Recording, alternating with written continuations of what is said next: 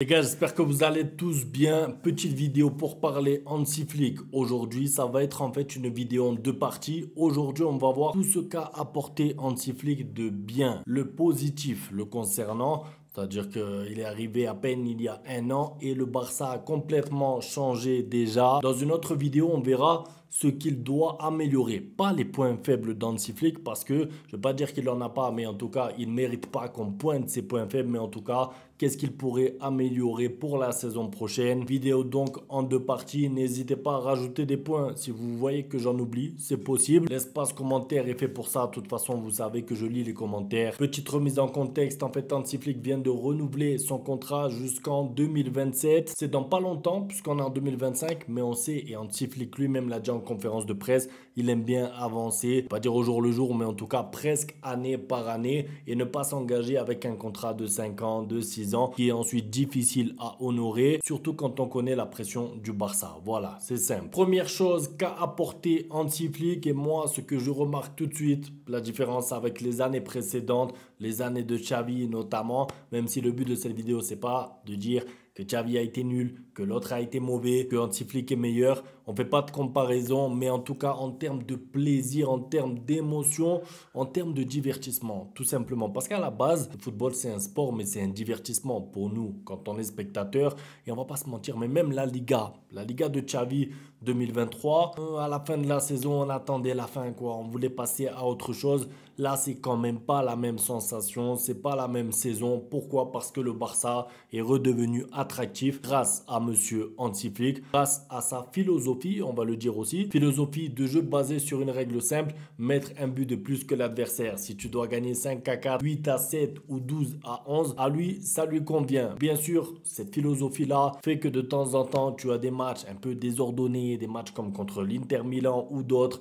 C'est un petit peu, on va dire, le côté négatif, mais ça, on reviendra dans la partie 2 sur ce thème. Mais en tout cas, il n'y a pas de débat possible. On s'est diverti. D'ailleurs, c'est pas que nous. Ça veut dire que dire qu'on s'est diverti, nous, les fans du Barça, c'est une chose. Mais quand je vois l'avis général sur le Barça, des fans de football neutres qui sont même pas pour le Barça, même pas pour le Real, qui suivent juste le football comme ça, vous leur demandez quels ont été vos matchs préférés cette année, ils vont vous dire le Barça contre l'Inter Milan, les Clasico, parce que le Barça qui a remonté des matchs, qui a retourné des matchs. Le Barça, en fait, a été l'équipe qui nous a le plus divertis cette année. Après, malheureusement, ça paye pas. La Ligue des Champions, je le sais. C'est vrai que le Barça a pris quand même 3 trophées, donc on ne peut pas dire que c'est une saison ratée. Mais c'est vrai qu'en termes de divertissement, en tout cas, Hansi Flick est l'entraîneur parfait du Barça, puisque justement, nous, on suit le Barça à la base pour ça, pour le côté offensif de cette équipe. Après, malheureusement, la défense, il faut l'améliorer pour la saison prochaine. Mais globalement, on a tous pris du plaisir cette saison et ça nous avait manqué, je pense. D'ailleurs, un autre point, le côté physique et le côté mental. Quand on voit le travail effectué par Hansi Flick et par son staff pour que le Barça soit au point physiquement, capable de faire un pressing, un contre-pressing, tenir tout un match avec une intensité incroyable en jouant en plus le piège de hors-jeu, c'est remarquable. Et je pense qu'on ne pourra pas le nier non plus.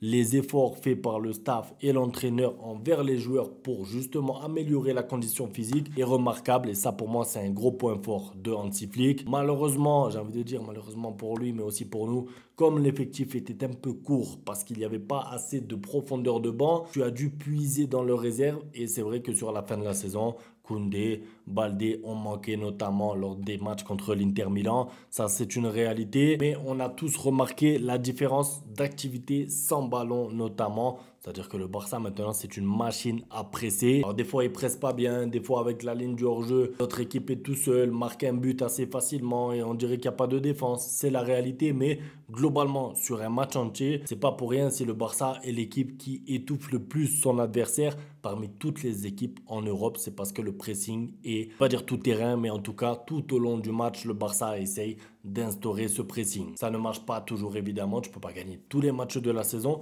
mais c'est un gros côté positif parce que le Barça avant Hansi Flick, des fois c'était tous derrière, on attend, on mène 1-0 et on tient par miracle à la fin avec Araujo dans la surface et tout, vous vous rappelez, là c'est pas la même philosophie et c'est pas le même physique. Le côté mental d'ailleurs, donc j'en parlais un petit peu tout à l'heure, mais quand tu te fais mener 2-0 dans des grands matchs et que tu arrives à retourner les matchs, oui, c'est pas normal de se faire mener 2-0 et on reviendra sur ça dans la partie 2, mais Mais en tout cas, là, vu qu'on parle des points positifs, le fait que le Barça, à chaque fois qu'ils se font mener 1 ou 2-0, on est tranquille, on a confiance en eux, on y croit.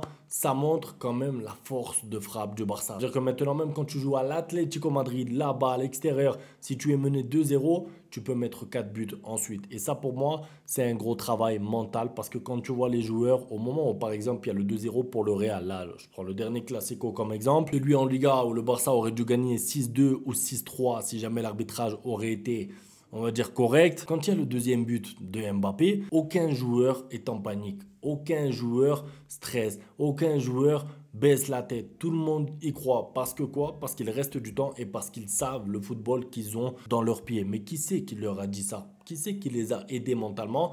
C'est Hansi Flick. C'est lui qui a apporté, j'ai envie de dire, ce changement de mentalité pour que l'équipe puisse se dire, bon ok, on est mené de 0, c'est compliqué, on ne fait pas un début de match incroyable, hein, comme à plein de reprises d'ailleurs, mais on va gagner ce match. Y croire jusqu'au bout, remonter des matchs, retourner des scénarios incroyables. Benfica, Rafinha à la fin, l'Atlético Madrid pareil, tu gagnes là-bas 4-2 alors que tu es mené 2-0. Enfin, il y a plein d'exemples au cours de la saison. Le Barça a retourné plein de matchs et pour moi, c'est pas que lié au pied et au ballon, c'est aussi une question de mental. Autre chose, Hansi Flick a réussi à ramener à un niveau des joueurs pour lesquels on était presque désespéré. Moi, je vais pas vous mentir ici, il y a un an, quand on se posait la question, Rafinha doit-il être vendu, oui ou non? Moi, je disais, s'il y a une bonne offre, je veux qu'il soit vendu. Je l'avais dit, je crois, en vidéo avec Immigré Parisien, c'était dans sa vidéo Mercato Idéal. Je crois que j'avais dit que s'il y a une offre 80 millions, vendu Rafinha, mais je ne m'attendais pas du tout à ce que Monsieur Hansi Flick nous ramène un Rafinha comme ça et lui redonne une confiance incroyable. Point qu'aujourd'hui, c'est devenu presque,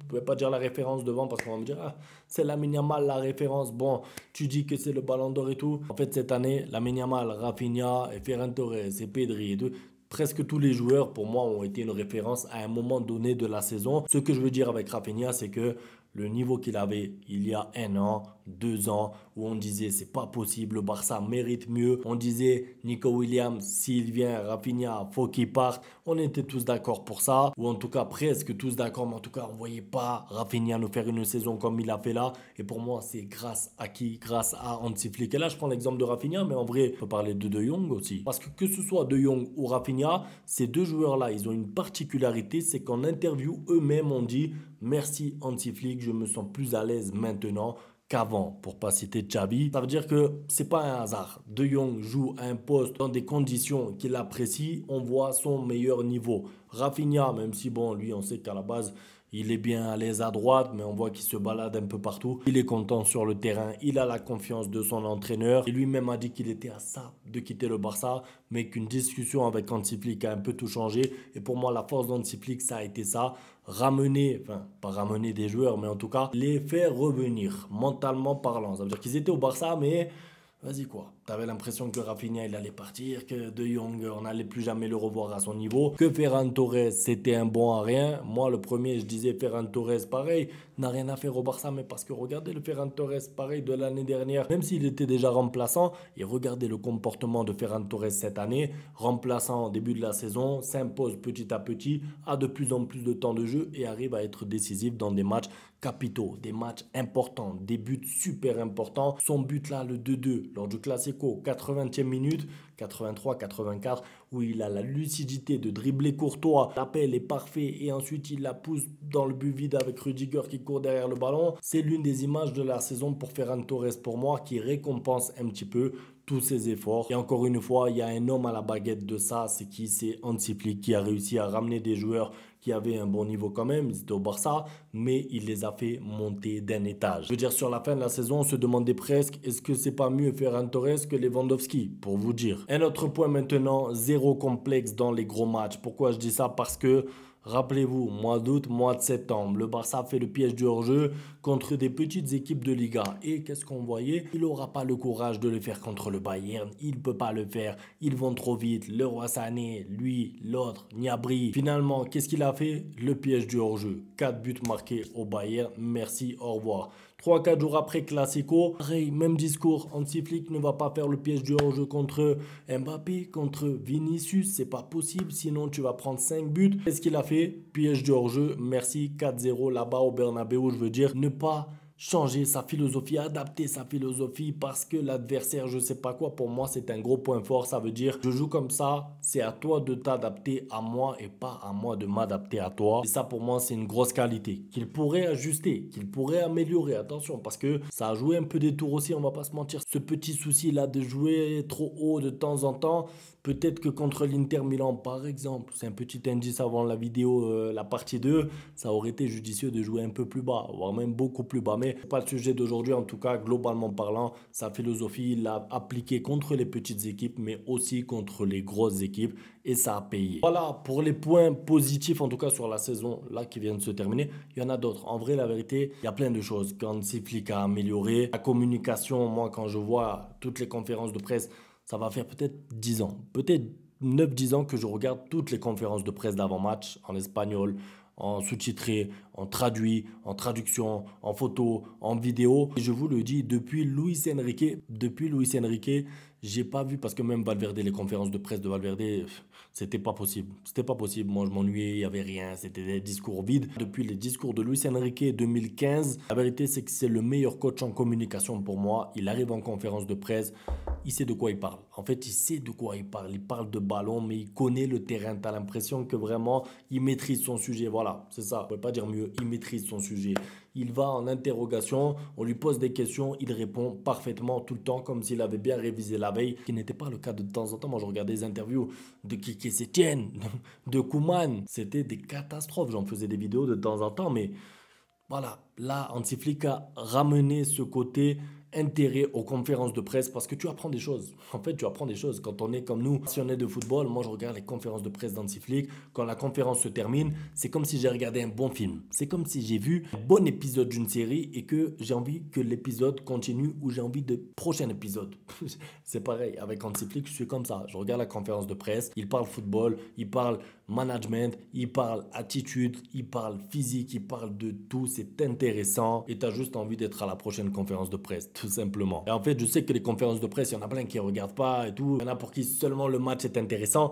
Mais moi qui fais du contenu Barça, qui dois regarder les conférences, je vous le dis, c'est un réel plaisir à suivre au quotidien. Voilà. Ça veut dire que tu as l'impression que le match il commence la veille. C'est vrai en fait. Tu regardes le match du Barça le jour J, mais la veille, tu as eu la conférence de presse. C'est un peu comme un petit apéritif, un petit avant-match, une petite entrée avant le plat. Voilà. Non, vraiment, Hansi Flick, moi j'aime beaucoup les conférences de presse. C'est vrai que je fais pas de vidéo pour revenir sur toutes les conférences. Si ça tenait qu'à moi, je le ferais. Mais j'ai vu que bon, il y en a qui préfèrent parler d'autre chose. Bon, c'est tout les gars. On se retrouve demain pour soit la suite, soit une vidéo actualité. Mais en tout cas, il y aura la partie 2 dans les jours qui arrivent parce qu'Hansi Flick le mérite. Et il faut aussi qu'on voit le côté qu'est-ce qu'il peut améliorer. Parce qu'évidemment, c'est un très bon coach. C'est une très grosse saison. Mais je pense que c'est positif de toujours vouloir s'améliorer et de vouloir faire mieux. De toute façon, Hansi Flick lui-même, le premier, l'a dit, il veut faire mieux. Un grand merci à tous pour le soutien, les commentaires, les likes et les partages en tout cas. Ça soutient la chaîne et on se retrouve demain pour la suite.